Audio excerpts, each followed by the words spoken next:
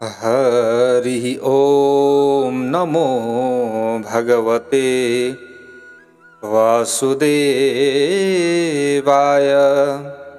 ओम श्री हरये नमः।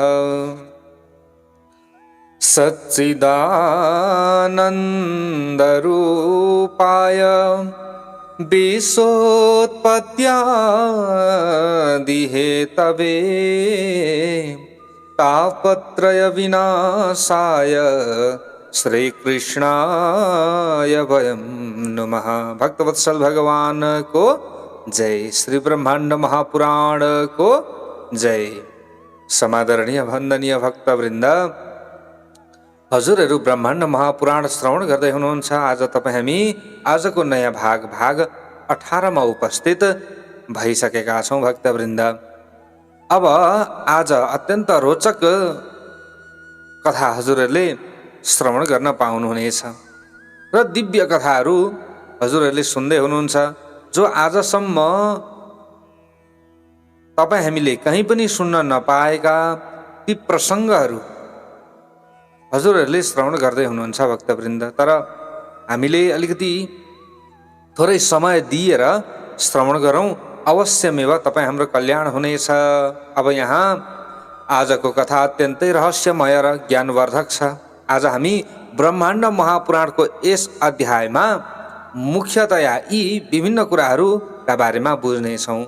जब यो संसारमा देवता, दानव, पशु पक्षी र वनस्पतिहरू जन्मिए, तब कसलाई के को मन्त्री वा राजा बनाइयो त हो, यसको बारेमा यहाँ आउनेछ। बाघलाई कसले राजा बनायो? समुद्र र नदीको राजा को भयो? अनि धनाधिपति कुबेरको नाम कुबेर किन रहन गयो? अनि तिनै लोकलाई रुवाउने रावण पूर्व जन्ममा को थियो त? यो रहस्य पनि आज हामीले बुझ्नेछौँ भक्तवृन्द।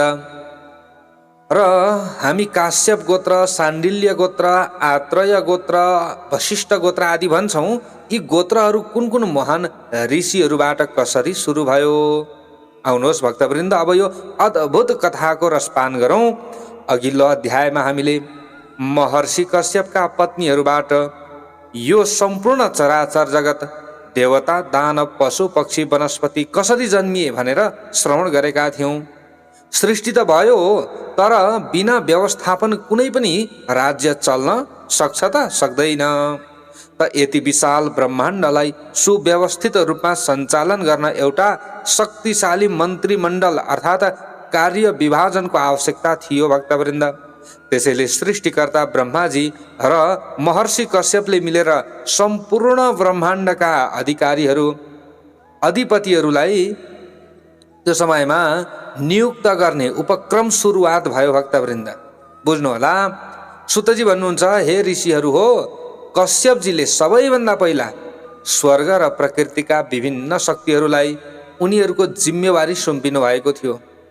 चन्द्रमा सोमलाई ब्राह्मण, नक्षत्र, ग्रह र तपस्याको राजा बनाइयो त्यो समयमा।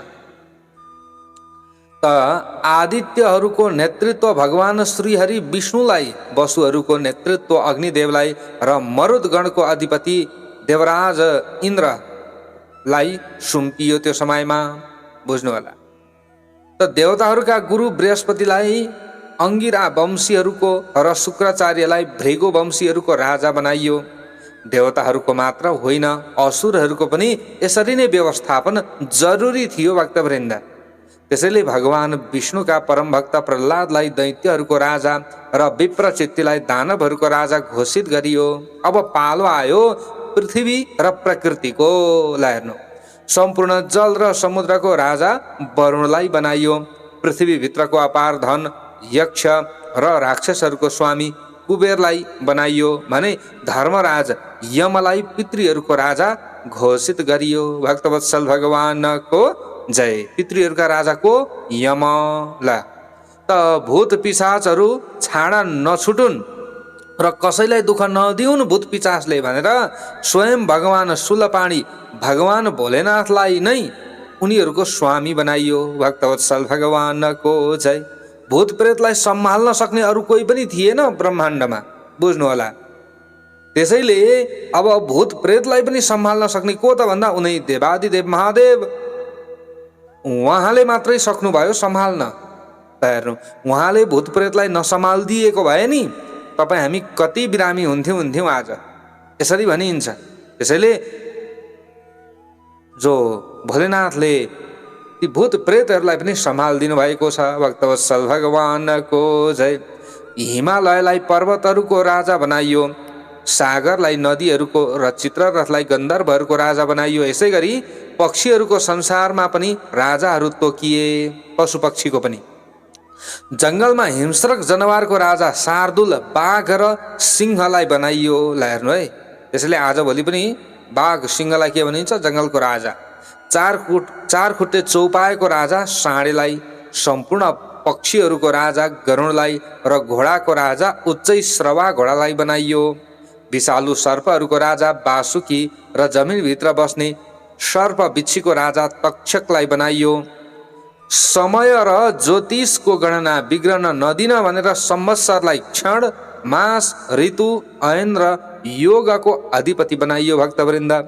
यसका साथै पृथ्वीका चारै दिशाको रक्षा गर्न पूर्वमा सुधन्वा, दक्षिणमा शङ्ख पद, पश्चिममा केतुमान र उत्तरमा हिरण्य रोमालाई दिक्पाल रक्षकको रूपमा खटाइयो। यसरी यहाँ बताइयो, तैरियम पृथ्वी सर्वा सप्तद्वीपा सपत्तना। ल हेर्नु, यिनै अधिपतिहरूले आज पनि यो 7 द्वीपयुक्त पृथ्वीको आफ्नो क्षेत्रमा धर्मपूर्वक पालन गरिरहेका छन्। यसरी बुझ्न पर्यो। त यस्तै प्रकारले ब्रह्माण्डको व्यवस्था मिलाइसकेपछि कश्यप ऋषिलाई यो पृथ्वीमा मानव र ऋषि परम्परालाई अगाडि बढाउने इच्छा भयो भक्तवृन्द। मेरो वंश र गोत्र चलाउने योग्य सन्तान हौन् भनेर उहाँले कठोर तपस्या गर्नुभयो। उहाँकै तपस्याको फलस्वरूप वतसार र असित नामक 2 तेजस्वी पुत्रहरू जन्मिए। तिनै वतसारबाट निध्रुव र रेभ्य जन्मिए। त असितकी पत्नी एकपर्णाबाट शाण्डिल्य गोत्रका देवल ऋषि जन्मिए। भक्तजनहरू, आज हामीले सुन्दै आएका काश्यप गोत्र भनेर भन्छौँ, शाण्डिल्य गोत्र जस्ता महान गोत्रहरूको सुरुवात यिनै ऋषिहरूबाट भएको हो, यसरी बताइएको छ। अब अगाडि गएर यहाँ अगाडि बढ्दै जाँदा सुतजी महर्षि पुलस्त्यको वंश वर्णन गर्नुहुन्छ, जहाँबाट एउटा अत्यन्त रोचक रहस्य खुल्छ भक्तवृन्द। कस्तो रोचक रहस्य अब आज यहाँ बुझ्नुहुनेछ। त पुलस्त्य ऋषिका छोरा विश्रवा थिए। त विश्रवाकी जेठी पत्नी देववर्णिनीको गर्भबाट एउटा बालक जन्मियो। त्यो बालकको शरीर सामान्य थिएन नि। फेरि हेर्नु, 3वटा खुट्टा, ठुलो टाउको, 8वटा दाँत र डरलाग्दो अनुहार थियो। आफ्नो छोराको त्यस्तो कुरूप रूप देखेर बाबु विश्रवाले भन्नुभयो, कुत्सितं बेरम शरीरम बेरम यस्य सह कुबेरः। ल हेर्नु, अर्थात् जसको शरीर नराम्रो कुत्सित छ ऊ कुबेर हो। ल हेर्नु, कुबेरको अर्थ के हो? कुत्सितं बेरम शरीरम यस्य सह कुबेरः। यो मैले बताएको होइन नि, ब्रह्माण्ड महापुराण हेर्नुहोला। जसको शरीर कुत्सित छ, खराब छ, नराम्रो छ, त्यो नै कुबेर हो। यसरी धनाधिपति कुबेरको नाम रहेको हो। अब पछि तिनै कुबेरले आशीर्वाद प्राप्त गरे, यी कुराहरू छन्। यद्यपि उहाँ अत्यन्त ज्ञानी हुनुहुन्थ्यो। विश्रवा ऋषिकी अर्की पत्नी थिइन् दानव पुत्री कैकसी। त कैकसीको गर्भबाट रावण, कुम्भकर्ण, विभीषण र शूर्पणखा जन्मिएका थिए। बुझ्नु है भक्तवृन्द। त रावण जन्मिँदै भयङ्कर थियो। 10वटा टाउको, 20वटा हात, लामा लामा हात, तामा जस्तै रातो मुख, गाजल जस्तो कालो शरीर। तर रावण वास्तवमा को थियो त? रावण यसरी त जन्मियो, तर को थियो? हिरण्यकशिपु रहसि द्रावणः पूर्वजन्मनि चतुर्युगानि राजा भून् त्रयोदश राक्षसः। पुराणले भनेका छन्, अघिल्लो जन्ममा भगवान श्रीहरि विष्णुको नरसिंह अवतारद्वारा मारिएको दैत्यराज हिरण्यकशिपु थियो नि, हो त्यो नै यस जन्ममा रावण भएर जन्मिएको थियो त्रेतायुगमा। ल उसले आफ्नो पराक्रमले 5,61,60,000 वर्षसम्म राज्य गर्यो। ल हेर्नु त, देव दानव सबैलाई जित्यो। अन्त्यमा त्रेतायुगमा भगवान श्रीरामको हातबाट परम गति प्राप्त गर्यो। यसरी भनिएको छ।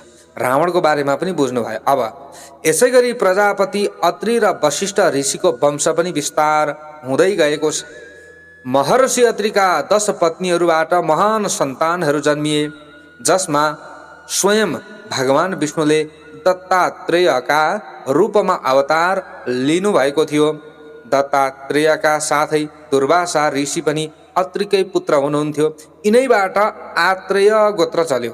बुझ्नु है, दत्तात्रेयका साथै दुर्वासा ऋषि पनि अत्रिकै छोरा हुनुहुन्थ्यो। ल हेर्नु है, अत्रिकै पुत्र त उनैबाट के आत्रेय गोत्र चल्यो। अत्रि गोत्र, आत्रेय गोत्र, यसरी।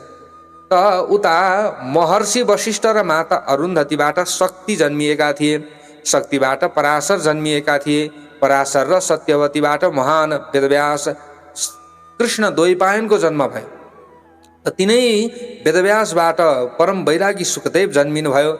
यसरी वशिष्ठ गोत्रले संसारलाई वेद र पुराणको ज्ञान दिने महान ऋषिहरू प्रदान गरेको थियो। भक्तवत्सल भगवानको जय।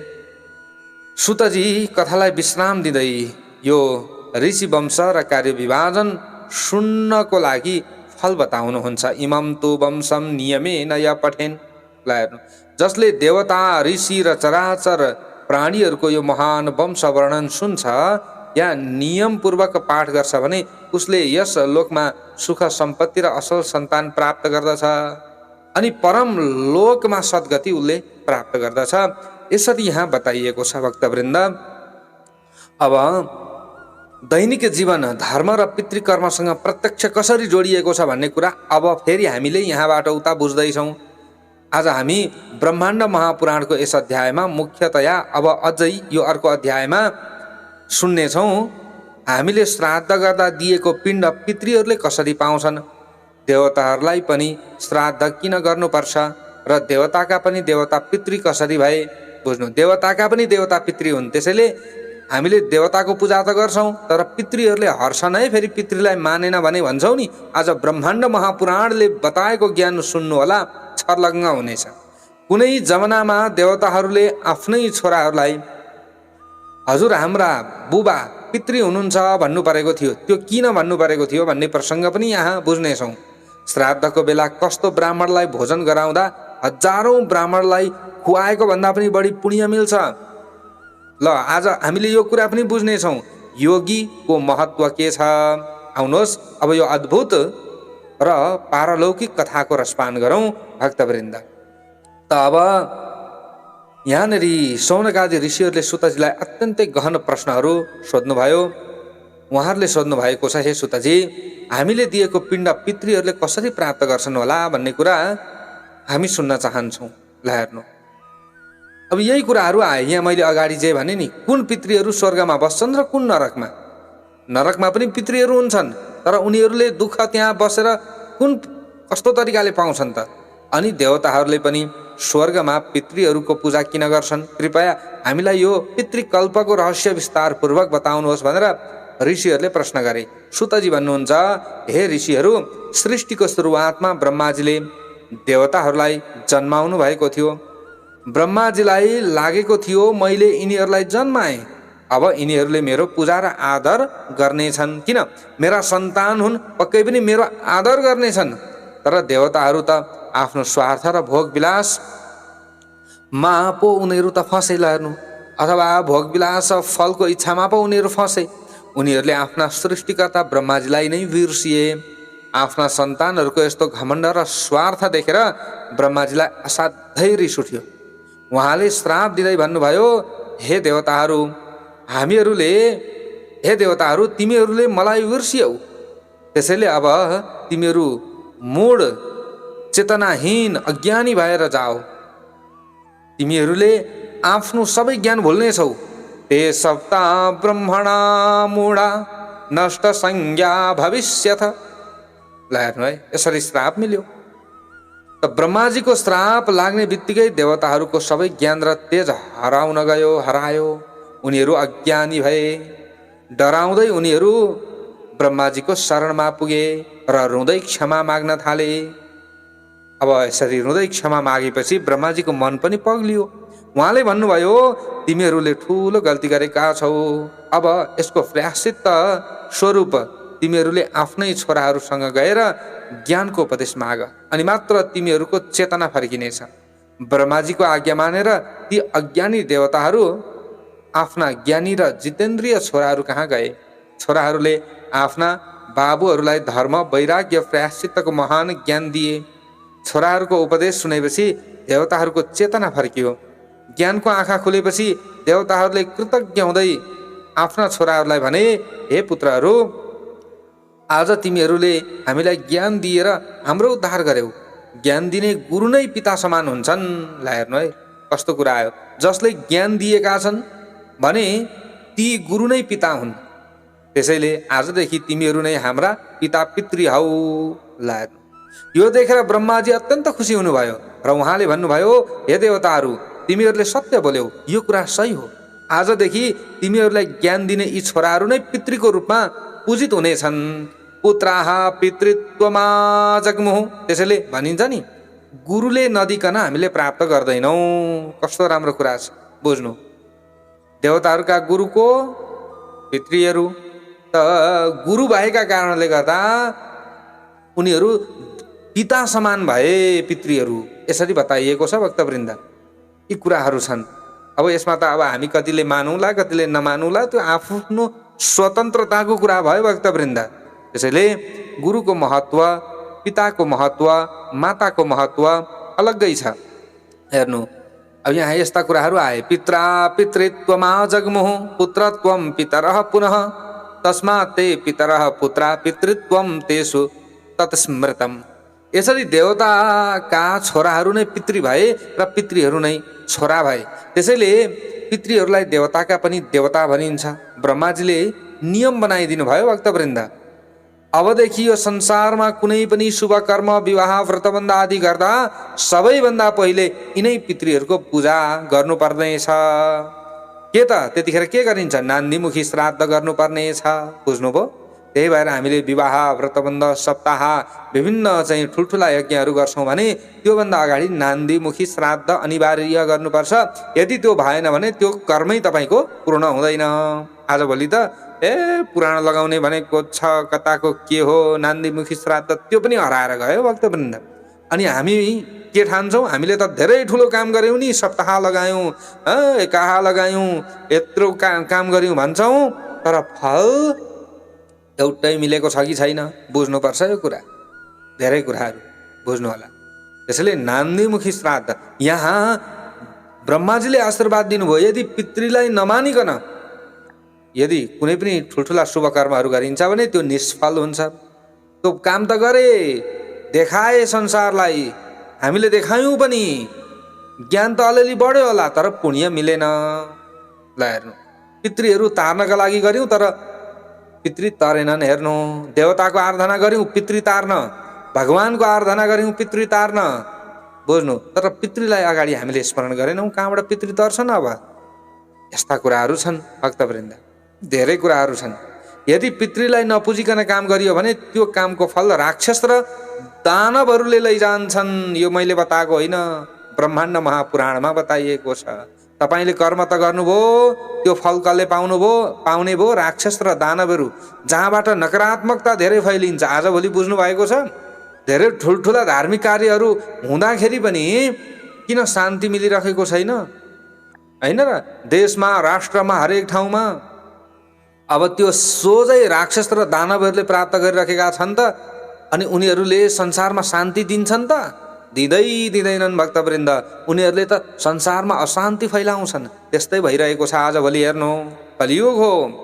कथा अगाडि बढ्दै जाँदा सुतजीले देवगुरु बृहस्पतिका छोरा शम्युले सोधेको प्रसङ्ग सुनाउनुहुन्छ। शम्युले आफ्ना बुबा बृहस्पतिलाई पितृहरूको बारेमा एकचोटि सोधेका थिए। बृहस्पतिले सम्झाउँदै भन्नुभयो, हे पुत्र, सूर्यको नजिकै एउटा सन्तानक नामको लोक छ। त्यहाँ वैराज नाम गरेका आदिदेव देवताका पनि देवताहरू बस्छन्। उनीहरूका जम्मा 7वटा गण समूह छन्। तीमध्ये 3वटा अमूर्त निराकार भाव मूर्ति छन् भने 4वटा मूर्त साकार सूक्ष्म मूर्ति छन्। यी पितृहरू अत्यन्त शक्तिशाली हुन्छन्। यिनीहरूलाई भोक प्यास लोभ मोह वा शोक केही पनि हुँदैन। उनीहरू मनले चिताएको ठाउँमा पुग्छन् र मानिसहरूले श्रद्धाले चढाएको स्वधा श्राद्धको अन्न अथवा जललाई के भनिन्छ स्वधा हो यसलाई ग्रहण गर्दछन्। श्राद्ध गर्दा पितृहरू खुसी हुन्छन् र उनीहरूको योग बलले चन्द्रमा सोममा अमृतको कला भरिन्छ। अब बुझ्नु है भक्तवृन्द, साह्रै राम्रो कुरा आएको छ यहाँ।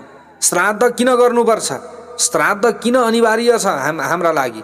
यदि हामीले प्रकृतिको संरक्षण गर्ने हो, प्रकृतिमा हामी त रह्यौँ, हाम्रा अरू सन्तान दर सन्तानहरू पनि सुखी रहून् भन्नका लागि, सन्तान सुखका लागि हामीले श्राद्ध गर्नै पर्छ, नभए प्रकृतिको संरक्षण नहुने रहेछ। चन्द्रमा नै धुमिल भयो, चन्द्रमाबाट प्राप्त हुने चाहिँ अमृत हामीलाई प्राप्त भएन। चन्द्रमाबाट जो किरणबाट अमृत मिल्छ नि हामीलाई थाहा हुँदैन। हेर्नु बुझ्नु होला, हो यो चन्द्रमा चाहिँ उदित नहुने हो भने हाम्रा बोट बिरुवाहरूमा पनि फुस्रा फलहरू फल्छन्। ल हेर्नु, त्यो अमृत रस हुनेवाला छैन, बुझ्नु, माथिबाट पनि भरिन्छ। त्यसैले चन्द्रमाको कला पूर्ण हुन पर्यो, त्यसका लागि हामीले श्राद्ध गर्नुपर्छ। बुझ्नु, पितृहरू खुसी हुन्छन् र उनीहरूको योग बलले नै चन्द्रमामा अमृत भरिने रहेछ। त्यही चन्द्रमाको किरणबाट बादल वर्षा अन्नको उत्पत्ति हुन्छ। कस्तो विज्ञानको कुरा छ। तर आजभोलि कसले गर्छ यो श्राद्ध? हामीले त के गर्छौँ, कसैलाई पोस्नका लागि गरे जस्तो गर्छौँ श्राद्ध भन्ने कुरा नि। बुझ्नु, त्यसले हामी आफै पोसिराखिएका छौँ, हामी आफैलाई फाइदा भइरहेको छ। अप्रत्यक्ष देख्ने भए त सबैले त्यही गरिहाल्थे नि विश्वमा। किन अनेक अनेक धर्महरू बन्थे र? बुझ्नु, अनेक अनेक पन्थ सम्प्रदायहरू किन बन्थे र? त्यसैले भगवानले यो सारा संसारमा कसैलाई पापी बनाउनु छ, कसैलाई धार्मिक बनाउनु छ, कसैलाई मोक्ष दिनु छ, कसैलाई स्वर्ग मात्रै, कसैलाई नरक दिनु छ कर्म गरे अनुसार। त्यसैले भक्तवृन्द हेर्नु, यो प्रत्यक्ष देखिँदैन, यी कुराहरू अनुभवबाट हुन्छ र यी हाम्रा शास्त्रहरू प्रमाणिक हुन्। हो यहाँबाट हामीले थाहा पाउने हो भक्तवृन्द। ल हेर्नु, पितृहरू खुसी भयो भने संसारमा कहिले पनि अनिकाल लाग्दैन अरे। बुझ्नु, र वंशको वृद्धि हुन्छ। 1000 युगसम्म यसरी लोक कल्याण गरिसकेपछि यी पितृहरूले योग बलकै माध्यमबाट मोक्षलाई प्राप्त गर्छन्। भक्तवत्सल भगवानको जय। ल हेर्नु, भक्तजनहरू, श्राद्ध गर्दा हामी ब्राह्मणलाई भोजन गराउँछौँ नि, हो कि होइन? तर पुराणले कस्तो ब्राह्मणलाई खुवाउनुपर्छ भनेर स्पष्ट बताएका छन् भने बृहस्पतिले भन्नुहुन्छ, हे पुत्र, श्राद्धमा हजारौं ब्राह्मणलाई खुवाउनु र एउटा मन्त्र जान्ने ज्ञानी ब्राह्मणलाई खुवाउनु बराबर हो। बुझ्नुभयो? त्यसैले वेद पढेको, वेदका सूक्तहरू शुद्ध उच्चारण गर्ने, पितृसूक्त उच्चारण गर्ने, पितृसूक्त जान्ने अथवा वेदको कुनै न कुनै मन्त्र शुद्ध उच्चारण गर्ने ब्राह्मण हुनुपर्दछ। हामी त ब्राह्मण त सबै छौँ नि भक्तवृन्द, होइन र? तर वेद हामीले पढेको छ कि छैन, वेद हामीले जानेको छ कि छैन, गुरुमुखी भएर हामीले वेद उच्चारण गरेको छ कि छैन, हो यसमा भर पर्छ। बुझ्नु, हजारौं लाखौं ब्राह्मणहरूलाई भोजन गराउनु र केवल एउटै मात्रै पनि वेदको मन्त्र जान्ने ब्राह्मणलाई भोजन गराउनु त्यो बराबर हो। अझ त्योभन्दा पनि ठुलो, तस्मात् श्राद्धानि देयानि योगानां यत्नतः सदा। श्राद्धको भोजन सबैभन्दा पहिला योग अभ्यास गर्ने योगी ध्याननिष्ठलाई गराउनु पर्दछ, किनकि पितृहरूको मूल बल नै योग हो। योगबाटै सोम अमृतको उत्पत्ति हुन्छ। 1000 गृहस्थीलाई खुवाउनुभन्दा 100 जना वानप्रस्थीलाई खुवाउनु उत्तम हो। 1000 ब्रह्मचारीलाई खुवाउनुभन्दा एउटा योगीजनलाई खुवाउनु अति उत्तम हो। यदि श्राद्धको भोजन एउटा साँचो योगीले ग्रहण गर्यो भने त्यो श्राद्धकर्ताका पितृहरू महान नर्कको भयबाट मुक्त हुन्छन्। भक्तवत्सल भगवानको जय। यदि योगी पाइएन भने कसलाई खुवाउने त भन्दा ब्रह्मचारीलाई खुवाउनु। ब्रह्मचारी पनि पाइएन भने मात्र असल हामीले कोही न कोही व्यक्तिहरूलाई खुवाउनु।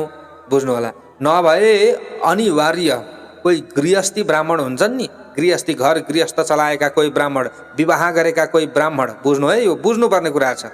ब्रह्मचारी नै पाइएन भने विवाह गरेका कोही गृहस्थी ब्राह्मणलाई खुवाउनु अरे, तर ती ब्राह्मणले मन्त्र उच्चारण गर्नुपर्छ, मन्त्र जान्ने हुनुपर्छ।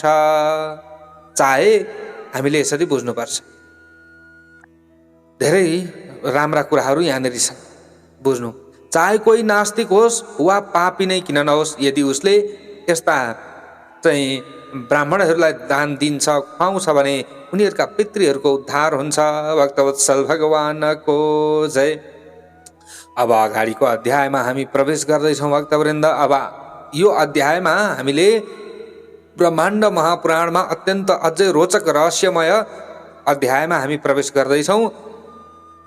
अब यहाँ बुझ्नुहोला, हिमालयकी छोरीको नाम कसरी अपर्णा र उमा रहन गएको थियो, उहाँले कस्तो कठोर तपस्या गर्नुभएको थियो भन्ने प्रसङ्ग अब यो अध्यायमा हामीले सुन्नेछौँ। भगवान शिवजी र पार्वतीको प्रेममा इन्द्रले किन अग्निदेवलाई पठाएर विघ्न ल्याएका थिए, अब त्यो रहस्यात्मक कुरो हामीले यहाँ बुझ्नेछौँ। अनि त्यहाँ अग्निको ज्वालाबाट 6वटा मुख भएका कुमार कार्तिकेय कसरी जन्मिएका थिए। यस्तै प्रकारले मत्स्य गन्धा र वेदव्यासको जन्मको रहस्य अक्षोदमा अथवा अक्षोदा नामकी पितृकन्या कसरी स्वर्गबाट खसेर माछाको पेटबाट मत्स्यगन्धा सत्यवतीको रूपमा जन्मिएकी थिइन् र उनीबाट महान वेदव्यासजीको जन्म कसरी भयो। उनै वेदव्यासले यति हामीलाई 18 महापुराण 18 उपपुराणहरू दिनुभयो, वेद दिनुभयो। बुझ्नु, हाम्रा शास्त्रहरूले देवताको पूजाभन्दा पितृहरूको श्राद्धलाई किन बढी महत्त्व दिएका छन्। बुझ्नु, भगवानको पूजाभन्दा पनि पितृहरूलाई मान्नु भनेर किन भनेका छन्। पितृलाई के कुरा मनपर्छ, अब यो अद्भुत कुरा हामीले यहाँ बुझ्नेछौँ। आउनुहोस् भक्तवृन्द, अब यो अद्भुत रहस्यको बारेमा हामीले बुझौँ। अघिल्लो अध्यायमा योभन्दा अगाडि पितृहरूको महिमा र श्राद्धमा ब्राह्मण योगीलाई भोजन गराउनुको फलको बारेमा बुझ्यौँ। अब देवगुरु बृहस्पतिले आफ्ना पुत्र सम्युलाई पितृहरूका 7वटा मुख्य गण समूह र उनीहरूका सन्तानको अद्भुत कथा सुनाउँदै हुनुहुन्छ।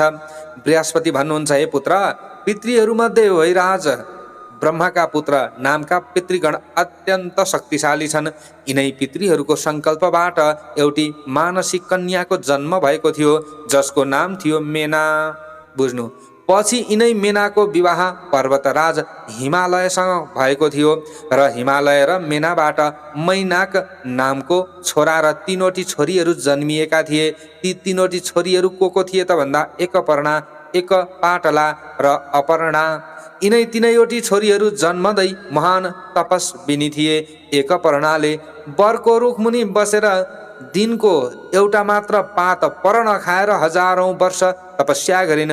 एक पाटलाले, पाटल भनेको गुलाब जस्तै फुलको मात्र आहार गरेर तपस्या गरिन्। तर कान्छी अपर्णाले त झन् पानी र पात समेत नखाई निराहार घोर तपस्या गर्न थालिन्। आफ्नी सुकुमारी छोरीहरूले पात समेत नखाई शरीर सुकाएको देखेर आमा मेनाको मन रोयो। उनले मायाले भनिन्, उमा उमा। के भन्नुभयो? उमा, अर्थात् हे छोरी, यस्तो कठोर तपस्या नगर। मा भनेको नगर, ऊ त्यो न ऊ मा। बुझ्नु है, आमाले उमा भनेर रोकेकी हुनाले उहाँको नाम उमा रहन गयो। भक्तवत्सल भगवानको जय। र तपस्या गर्दा एउटा पात पर्ण समेत नखाएकी हुनाले उहाँलाई अपर्णा भनियो। यिनै उमा अपर्णा नै भगवान साम्ब सदा शिवजीकी अर्धाङ्गिनी जगत जननी माता पार्वती हुनुहुन्छ। भक्तवत्सल भगवानको जय। माता उमा र भगवान साम्ब सदा शिवजीको विवाह भयो। उहाँहरू दुवैजना बीच यति अथाह प्रेम थियो भक्तवृन्द कि उहाँहरू प्राय एकान्तमै रमाइरहनुहुन्थ्यो। यो देखेर स्वर्गका देवराज इन्द्र डराए। इन्द्रलाई लाग्यो शिव र पार्वती दुवै यति शक्तिशाली छन्, यदि उनीहरूबाट कुनै सन्तान जन्मियो भने नि त्यो कति शक्तिशाली होला भोलि फेरि। त्यसले त मेरो स्वर्गको इन्द्रासन नै खोस्न सक्छ। इन्द्रलाई यो डर लाग्यो भक्तवृन्द। यो डरले इन्द्रले शिव पार्वतीको एकान्तको समयमा विघ्न ल्याउन अग्निदेवलाई पठाइदिए। बुझ्नु, अग्निदेव त्यहाँ पुग्न साथ भगवान शिवजीको ध्यान भङ्ग भयो र उहाँको दिव्य तेज बाहिर निस्कियो। आफ्नो एकान्तमा विघ्न ल्याएको देखेर माता उमालाई असाध्यै रिस उठ्यो। उहाँले अग्निलाई श्राप दिँदै भन्नुभयो, हे दुर्बुद्धि अग्नि, तैँले हाम्रो प्रेममा विघ्न ल्याइस्। अब यो भगवान शिवको महातेजस्वी तेजलाई तैँले नै आफ्नो गर्भमा धारण गर्नुपर्नेछ श्राप दिनुभयो। माताको श्रापले अग्निदेव शिवको त्यो तेज बोकेर तडपिन थाले। धेरै वर्षपछि त्यो तडप त्यो जलन खप्न सकेनन् नि त उनले त्यो तेज निलेका थिए, खप्न सकेनन्। अग्निले त्यो गर्भ गङ्गाजीमा लगेर जिम्मा लगाइदिए, उकेलिदिए। गङ्गाजीले पनि त्यो असीमित तेज थाम्न सकिनन् र आफ्नो किनाराको कंडा भनिन्छ, जस्तै सरबाणको झाडी अथवा त्यसलाई चाहिँ हामीले काँसको झाडी पनि भन्ने गर्छौँ, हो त्यहाँनिर किनारा लगाइदिइन्। त्यही अग्नि र गङ्गाको ज्वालाबाट एउटा अत्यन्तै तेजस्वी बालकको जन्म भयो। ती बालक रुँदाखेरि आकाश मार्गबाट गइरहेका 6वटी कृतिका सप्तऋषिका पत्नीहरू अरुन्धती बाहेकले सुने, त्यो रोको सुने उनीहरूले, र उनीहरूले मायाले त्यो बालकलाई दुध खुवाउन खोजे। बालकले 6वटै आमाको दुध एकैपटक खानको लागि आफ्ना 6वटा मुखलाई बाए अथवा 6वटा मुख बनाए। बुझ्नु, 6 जना थिए, 6वटै मुख बनाए ती बालकले। यसरी 6वटा मुख भएकोले उहाँलाई षडानन वा षडमुख भनियो भने कृतिकाहरूले हुर्काएका हुनाले उनलाई कार्तिकेय भनियो। भक्तवत्सल भगवानको जय। पछि यिनै कुमार कार्तिकेय देवताहरूका सेनापति बने र तारकासुर जस्ता महादैत्यको वध गरेका हुन्। बुझ्नुभयो भक्तवृन्द, ब्रह्माण्ड महापुराणमा यो कथा छ। कथा अगाडि बढ्छ। बृहस्पति भन्नुहुन्छ मरीचि ऋषिका छोरा वरिषद सोमपा नामका पितृगण छन्। यिनै पितृहरूको सङ्कल्पबाट अक्षोदा नामकी मानसी कन्या र अक्षोद नामको सुन्दर ताल बनेको थियो। अक्षोदाले आफ्ना पितृ बाबुहरूलाई कहिल्यै देखेकी थिइनन् अथवा कहिल्यै देखेकी थिइनन्। त एक दिन उनी तपस्या गरिरहेकी थिइन्। त्यही बेला आकाश मार्गबाट अमावसु नामका एक सुन्दर पितृ विमानमा उडेर गइरहेका थिए।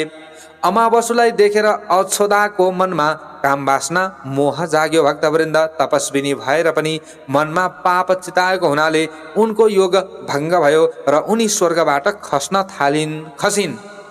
आकाशबाट खस्दै गर्दा उनले आफ्ना असली पितृहरूलाई पुकारिन्। पितृहरूले उनलाई बिचमै समातेर भने, हे पुत्री, तिम्रो मनमा पाप पलाएको हुनाले तिमीले स्वर्गबाट खस्नु परेको हो। कर्मको फल अब तिमीले भोग्नै पर्छ बाबु। हे नानी, अब तिमीले 28औं द्वापर युगमा माछाको पेटबाट जन्म लिनुपर्नेछ। अष्टाविंशे भवित्रित्वं द्वापरे मत्स्य योनिजा अस्यैव राज्ञो दुहिता ह्यद्रिकाया ममावसो।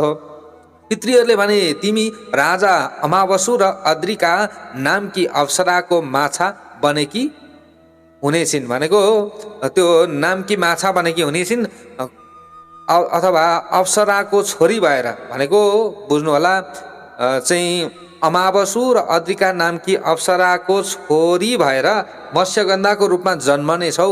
पछि पराशर ऋषिको संयोगबाट तिमीले साक्षात् भगवान नारायणको अंश वेदव्यासलाई जन्म दिनेछौ। त्यसपछि मात्र तिम्रो पाप पखालिनेछ। बुझ्नु, सुन्दर सन्तान, धार्मिक सन्तान हाम्रो कुलमा उत्पत्ति भयो भने आमा बुबाको त्यो पाप पनि नाश हुन्छ अरे। यो कथाबाट हामीलाई यो ज्ञान पनि मिल्दैछ। र तिमी स्वर्ग फर्किनेछौ।